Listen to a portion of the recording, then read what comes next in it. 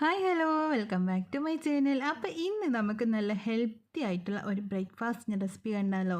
നല്ല സിമ്പിളായിട്ട് നമുക്ക് രാവിലെ ഉണ്ടാക്കിയെടുക്കാൻ വേണ്ടി പറ്റുന്ന അടിപൊളി ഒരു റെസിപ്പി ആട്ടോ. കറിയൊന്നും ഇല്ലാതെ നമുക്ക് കഴിക്കാൻ വേണ്ടി പറ്റുന്ന നല്ല സൂപ്പർ റെസിപ്പി. എല്ലാം ട്രൈ ചെയ്ത് നോക്കുക. ഇഷ്ടമായിലേക്കാണ് കമൻറ്റ് ചെയ്യാനൊന്നും മറക്കരുത്. വീട്ടിലോട്ട് പോവാം. അപ്പം നമുക്കിതാകുന്ന തന്നെ ഒരു പാത്രത്തിലേക്ക് 1 കപ്പ് ഗോതമ്പ് ഇട്ട് കൊടുക്കാം കേട്ടോ.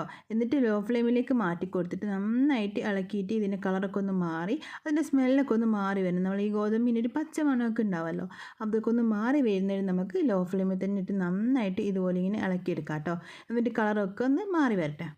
അപ്പോൾ ഇപ്പോൾ ഇതാ നമ്മളെ ഗോതമ്പിൻ്റെ കളറൊക്കെ മാറി ആ ഒരു സ്മെല്ലൊക്കെ മാറി വന്നിട്ടുണ്ട്. നല്ല ഗോതമ്പ് വറന്നിട്ടുള്ള ആ ഒരു സ്മെല്ലൊക്കെ വന്ന് തുടങ്ങിയിട്ടുണ്ട്. ഈ ഒരു സമയത്ത് നമുക്ക് ഫ്ലെയിം അങ്ങ് ഓഫ് ചെയ്ത് കൊടുക്കാം. അല്ലാന്നുണ്ടെങ്കിൽ ചിലപ്പോൾ പെട്ടെന്ന് ഇതിൻ്റെ അടിഭാഗത്തൊക്കെ കരിഞ്ഞു പോകാനുള്ള ചാൻസ് ഉണ്ട്. ഇനി നമുക്ക് ഇത് ഫ്ലെയിം ഓഫ് ചെയ്തിട്ട് വേറൊരു പാത്രത്തിലേക്ക് മാറ്റി കൊടുക്കാം.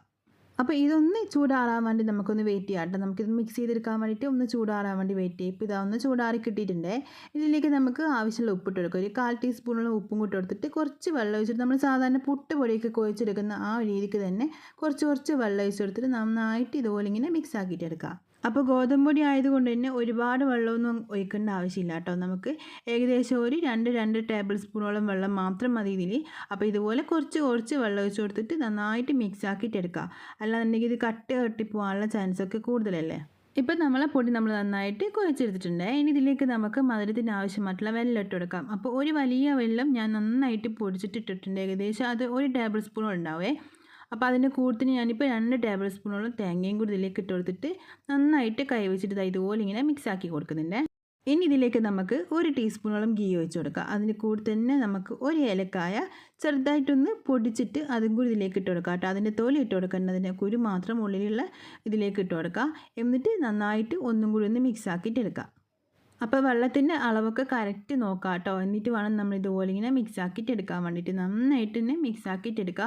അപ്പോൾ നിങ്ങൾക്ക് ഗീ വേണ്ടാന്നുണ്ടെങ്കിൽ അത് ഒഴിവാക്കാം കേട്ടോ, കുഴപ്പമൊന്നുമില്ല. പക്ഷേ ആ ഒരു ഗീയും കൂടി ഇതിലേക്ക് വരുന്ന സമയത്ത് നല്ല ടേസ്റ്റ് ഉണ്ടാവും കഴിക്കുമ്പോൾ. ഇപ്പം നമ്മൾ പൊടിയൊക്കെ നമ്മൾ മിക്സ് ആക്കിയിട്ട് എടുത്തിട്ടുണ്ട്. അപ്പോൾ ഇനി നമുക്കിതാ ഇതുപോലെ എന്തെങ്കിലും ഒരു പാത്രത്തിൻ്റെ അടപ്പോ എന്തെങ്കിലും ഒന്ന് എടുക്കുക. അപ്പോൾ അധികം കുഴിയില്ലാത്തത് എടുക്കുക കേട്ടോ. എന്നിട്ട് അതിൻ്റെ മുകളിൽ കുറച്ച് തേങ്ങ ആദ്യം വെച്ച് കൊടുത്തിട്ട് നമ്മൾ ഈ മിക്സ് ആക്കി വെച്ചിട്ടുള്ള ആ ഒരു പൊടിയും കൂടി ഇതിലേക്ക് ഇട്ട് കൊടുത്തിട്ട് കൈ വെച്ചിട്ട് നന്നായിട്ട് ഒന്ന് പ്രസ് ചെയ്ത് കൊടുക്കുക കേട്ടോ. അപ്പോൾ അത് നന്നായിട്ട് അതിലേക്ക് അങ്ങ് സെറ്റായിട്ട് കിട്ടിക്കോളും. ഇനി നമുക്ക് ഇഡ്ഡലി പാത്രം ഉണ്ടല്ലോ, അതിലേക്ക് ഇതുപോലെ ഇങ്ങനെ ചെയ്തിട്ട് ഇതുപോലെ ഇങ്ങനെ തട്ടി കൊടുത്താൽ മതി. അപ്പോൾ അതിലേക്ക് അങ്ങ് വീണോളും. അപ്പം ബാക്കിയുള്ളതൊക്കെ നമുക്ക് ഇതുപോലെ തന്നെ ചെയ്തെടുക്കാം. ഇനി നിങ്ങൾക്ക് ഇങ്ങനെ എല്ലാം വേണമെന്നുണ്ടെങ്കിൽ നമുക്ക് സാധാരണ പുട്ടൊക്കെ ഉണ്ടാക്കിയെടുക്കുന്ന പോലെ തന്നെ ഉണ്ടാക്കിയെടുക്കണമെന്നുണ്ടെങ്കിൽ നമ്മൾ പുട്ടും കുറ്റിയിലും ചെയ്തെടുക്കാം കേട്ടോ. അതൊന്നും കുഴപ്പമൊന്നുമില്ല, നിങ്ങളുടെ ഇഷ്ടത്തിനനുസരിച്ചിട്ട് ചെയ്യേ. ഇപ്പം നമ്മളിതാ ബാക്കിയുള്ളതൊക്കെ ഇതുപോലെ തന്നെ ചെയ്തെടുക്കുന്നുണ്ട്. അപ്പോൾ വെള്ളത്തിൻ്റെ അളവ് നമ്മളിതിലേക്ക് തേങ്ങയും വെള്ളമൊക്കെ ചേർക്കുന്നത് കറക്റ്റ് ചേർത്ത് കൊടുക്കുക. അല്ലാന്നുണ്ടെങ്കിൽ നമ്മൾ ഇതുപോലെ ചെയ്യുന്ന സമയത്ത് പൊടിഞ്ഞു പോകും. ഇനി നമുക്കിത് നന്നായിട്ട് ഒന്നൊരു 10 മിനിറ്റോളം ആവി കയറ്റിയെടുക്കാം കേട്ടോ. 10 മിനിറ്റ് മാത്രം മതി, ഒരുപാട് സമയമൊന്നും വേണ്ടിയില്ല. 10 മിനിറ്റ് നന്നായിട്ട് ഒന്ന് ഫുൾ ഫ്ലെയിമിൽ തന്നെ വെച്ചിട്ട് ആവി കയറ്റിയിട്ടെടുക്കാം. ഇപ്പോൾ ഇതാ 10 മിനിറ്റ് കഴിഞ്ഞിട്ടുണ്ട്. നന്നായിട്ട് ഇത് കുക്കായിട്ട് കിട്ടിയിട്ടുണ്ട്.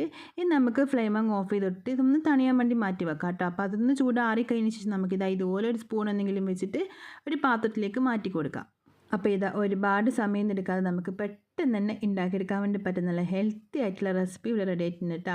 നമ്മളെ വീട്ടിലുള്ള സാധനങ്ങൾ മാത്രം ഉപയോഗിച്ചിട്ട് നമുക്ക് സിമ്പിളായിട്ട് ഉണ്ടാക്കിയെടുക്കാൻ വേണ്ടി പറ്റും. നമുക്ക് കറിയോ ഒന്നും ആവശ്യമില്ല കേട്ടോ. ലഞ്ച് ബോക്സിലൊക്കെ കൊടുക്കാൻ വേണ്ടി പറ്റുന്ന നല്ല അടിപൊളി ഒരു റെസിപ്പിയാണ്. അപ്പോൾ എല്ലാം ട്രൈ ചെയ്ത് നോക്കുക. അപ്പോൾ നിങ്ങൾക്ക് വേണമെന്നുണ്ടെങ്കിൽ ഇതിലേക്ക് നമ്മൾ വെള്ളം ചേർത്തതിന് പകരം പഞ്ചസാരയും ചേർക്കാം കേട്ടോ.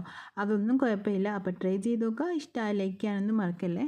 അപ്പം നമുക്ക് മറ്റൊരു വീഡിയോ ആയിട്ട് പിന്നെ കാണാം. Bye, thank U.